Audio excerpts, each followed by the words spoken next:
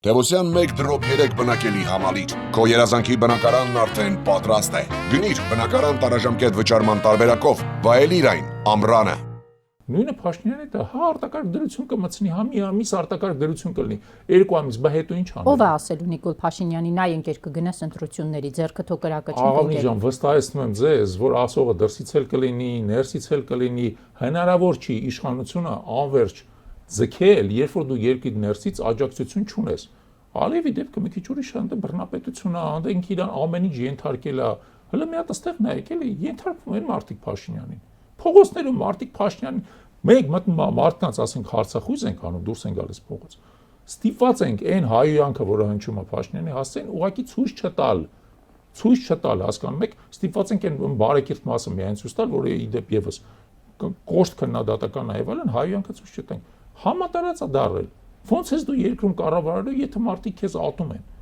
Ամենապարզ բաները ձեզ ասում եմ, հիմա ասենք Գյումրի ընտրություններին մնացել է շատ կարճ ժամանակ, եկեք սպասենք այդ արդյունքներին։ Մենք էլ առավելից գիտեք դիտորդական առաքելություն ենք իրականացնում եւ միջամտելու կամ որևէ կողմնակալության իրավունք չենք։ Սպասենք արդյունքներին, որտեղ դուք անընդհատ պնդում եք, որ գործող իշխանությունը հնարավորություն ունի ընտրություններով անverջ վերարտադրելու։ Եկեք սպասենք այդ ընտրությունները, տեսնենք վերարտադրվում է թե չի վերարտադրվում։ Եթե պարզվեց որ վերարտադրվում է, ուրեմն դուք եք ճիշտ, ել ձեր մոտ հարցազրույցի չեմ գա։ Եթե պարզվեց որ չի վերարտադրվում, ուրեմն ես եմ ճիշտ։ Այսինքն նշանակում է որ իշխան ընտրություններով հնարավոր է իսկապես իշխանության կոնֆիգուրացիան փոխել։ Այդ վաղ կհրավիրեք ինձ հարցազրույցի, կասեմ հաջորդ ինչ ա լինելու։ Դուք նկատի ունեք Գյումրիում ընտրության արդյունքը նաև համապետական մակարդակով իրավիճակ է փոխելու։ Չէ, տեսեք, նորից Հայաստանում կա մտայնություն, իմ կարծիքով ծայրահեղ թյուր մտայնություն, բայց որը բազմաթիվ աջակիցներ ունի, որոնք ասում են Հայաստանում հնարավոր չի ընտրություններով իշխանություն փոխել։ Ես էլ ասում եմ, գիտեք ինչ, եթե եվրոպական տրամաբանությամբ ուղակի գնաց ընտրությունների, փուչիկներ, ծաղիկներ բաժանես, երեխեք գրկես, բուկլետներ բաժանես, ժողովրդին հա չես փոխի, բայց իրականում քաղաքական պայքար կա դրա հիմքում, ու շատ լուրջ քաղաքական պայքար։ Եվ քաղաքական պայքարը ի վերջո ամրագրվում է ընտրությունների արդյունքներով։ Պարզապես ընտրություններով հնարավոր չի, բայց եթե լուրջ քաղաքական պայքար կա, նա բերելու է ընտրական արդյունքի։ Ասում եմ, եկեք սպասենք, տեսնենք, ես Գյումրիում էի հանգստանորեն, երբ որ քարոզարշավը սկսեց, մենք էլ այնտեղ դիտորդական գրասենյակ ենք բացել Հայքվեն, հա։ Ես այնտեղ ես տեսա, որ շատ լուրջ է քաղաքական պայքարը քաղաքում։ Բազմաթիվ թիմեր են ներգրաված, բազմաթիվ, հա, եւ իշխանության կողմից, եւ ընդդիմության կողմից, բազմաթիվ թիմեր ներգրաված, շատ լուրջ է պայքարը։ Եկեք սպասենք, տեսնենք դրա արդյունքներին, իսկ եւ լուրջ եմ ասում։ Ըստ այդմ մեր հետագա դատողությունները կառուցենք։ Երբ դուք ասում եք Գյումրիում լուրջ քաղաքական պայքար կա, դուք նաև Նիկոլ Փաշինյանին հեռացնելու համատեքստում տեսնում եք լուրջ քաղաքական պայքար։ Տեսեք, ոչ թե Գյումրիում, այլ ընդհանրապես Հայաստանում, այո, կա լուրջ քաղաքական պայքար այդ ուղղությամբ։ Ես մի քանի փաստ ասեմ, այն փաստերը, որոնց մենք ենք տիրապետում։ Ուրեմն ասել եմ մի անգամ ձեր եթերում, որ մենք պարբերական սոցիոլոգիական հարցումներ ենք կատարում։ 3 ամսվա պարբերականությամբ նախորդ սոցիոլոգիական հարցումը կատարվել է 24 թվականի հոկտեմբեր ամսին, այս վերջի սոցիոլոգիական հարցումը կատարվել է 25 թվականի փետրվարին։ Մեր սեփական սոցիոլոգիական թիմի կողմից, որին ես հակված եմ վստահելու, ամենակարևորը որ ժամանակի ընթացքում տրենդը ըստ էության բավական հասկանալի է, հա, առանձին վերցած արդյունքները, թվերը եւ այլն միշտ որոշակի ճշգրտության հարց ունեն եւ սոցիոլոգները դա ընդունում են, հա, սխալմունքի գործակից կա եւ այլն։ Բայց տրենդը կարևոր է։ Տրենդը ձեզ ասեմ ամենապարադոքսալ բանը, բայց մյուս կողմից նաև ակնհայտ։ Ուրեմն Փաշինյանը 4 ամսվա ընթացքում իր վարկանիշի կեսը կորցրել է։ Դա աբսուրդ, պարադոքսային արդյունք է։ Որքան է աճել ընդդիմության վարկանիշը։ Ամբողջը գնացել է ընդդիմությանը։ Ամբողջը գնացել է ընդդիմությանը։ Էդ էլ ձեզ հետաքրքիր բան ձեզ ասեմ։ Ամբողջապես գնա, իհարկե ընդդիմությունը խայտաբղետ է, շատ խայտաբղետ է, ով ասես մեջը կա։ Ով ասես, այսինքն գիտեք ոնց է, կա Փաշինյանը հիմա շարունակում է առաջին տեղում մնալ, բայց շատ ավելի փոքր վարկանիշով, ու դրանից հետո ասենք առնվազն տարբեր 20 հատ քաղաքական ուժեր եւ անհատներ կան, նաեւ անհատներ։ Քաղաքական ուժեր եւ անհատներ, որոնք որոշակի վարկանիշ են ձեռք բերել այդ ընթացքում։ Կամ ունեին ավելացրել են, կամ 0 էին հոկտեմբերին, ձեռք են բերել եւ այլն։ Պրակտիկորեն ամբողջ Փաշինյանի վարկանիշը գնացել է ընդդիմության։ Օրինակ Արամ Զավենի Սարգսյանին ոչ մի չի գնացել։ Ոնց որ կար այնպես էլ մնացել է եւ ես ենթադրում եմ որ անկում կապրի, որովհետեւ այս ամբողջ Եվրոպայի կոչված այս ասես խափայությունը հիմա իդերև է դուրս գալու։ Հա։ Բայց ամբողջ վարկանիշը գնացել է ընդդիմությանը եւ հիմա խնդիրը մենք նախորդ անգամ ձեր հետ խոսացել ենք։ Դա անդիմության ներսում որոշակի կոնսոլիդացիան է, մանավանդ նոր թարմ ուժերի, որտեղ հասարակությունը, գիտեք ինչ է հասարակություն ասում։ Մարդիկ, որ հարցում ես ում եք ուզում ընտրեք, ասում են նոր քաղաքական ուժի, ասում են ու կապ չունի, այնքան որ նոր քաղաքական ինչ է դա նշանակում։ Այդպիսի պատասխան ունենք։ Չէ, չեմ ասում որ բոլորն են այդպես ասում։ Մեկը մեկի անունն է տալի, մեկը մյուսի, բայց ինչ որ հատված կա, ասում են մենք ուզում ենք նոր քաղաքական ուժ։ Այսինքն մարդկանց մոտ կա որոշակի սպասում,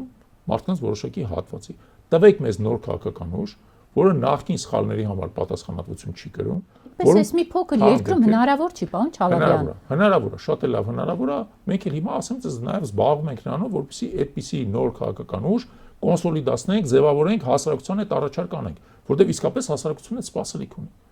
Եվ ինքը կգնա ընտրությունների, իդեպ ես ձեզ ասեմ, շատ հետաքրքիր բան է, տեսեք։ Նույն Գյումրիում համապետական ընտրություններին 21 թվականին մասնակցել է 43000 ընտրող։ Իսկ դրանից հետո քաղաքային ավականու ընտրություններին 30000-ից պակաս, եթե չեմ սխալվում 26 կամ 27000 մասնակցել։ Բավական մեծ տարբերություն է։ Հիմա տեսեք, սպասենք Գյումրի ընտրություններին, տեսնենք ինչքան է լինելու մասնակցությունը։ Եթե մասնակցությունը բարձր լինի, եթե այդտեղից երկու բան է հետևում։ Ընդհանուր քաղաքական ակտիվությունը բարձրացել է հասարակության մեջ, եւ նույնիսկ տեղական ընտրություններին